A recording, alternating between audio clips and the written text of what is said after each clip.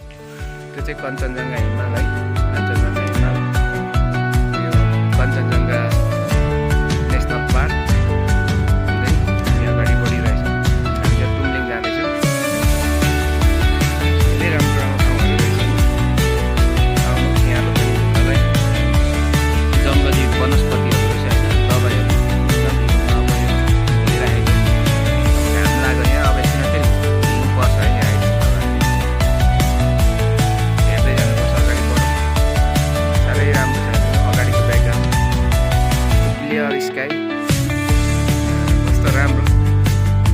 हामी जाँदैछौँ, हाम्रो गन्तव्य यात्रा जारी छ।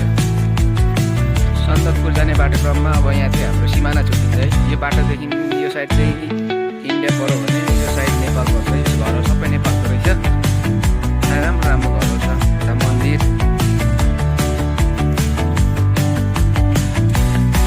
घरहरू साह्रै राम्रो राम्रो। हेर्नु चाहिँ म ठ्याक्कै नेपालको बाटोमा छु, नेपाली बाटोमा। यहाँ प्लान्टेसन गरेको रहेछ लाली गुराँसको, राम्रो लाली गुराँस।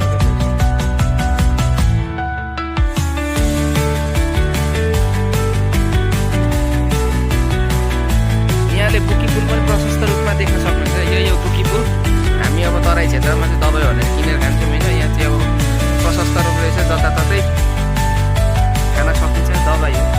गाडीले चाहिँ होइन यहाँ पुरा फोटो खिच्नको लागि तयारी गरेको छु होइन। बिचरा चढ्न सक्छ सक्दैन भन्ने कुरो मात्रै हो। म त टपमा छु, उसले चाहिँ पुरा हात दिइरहेछ मलाई। हात देऊ यता, हात देऊ है यता। दाहिने दाहिने दाहिनो पोजिसन मिलाऊ। हाम्रो तल क्यामराम्यान चाहिँ है, ल है हेर्नु। हाम्रो क्यामराम्यानको पोजिसन यता हेर न मलाई।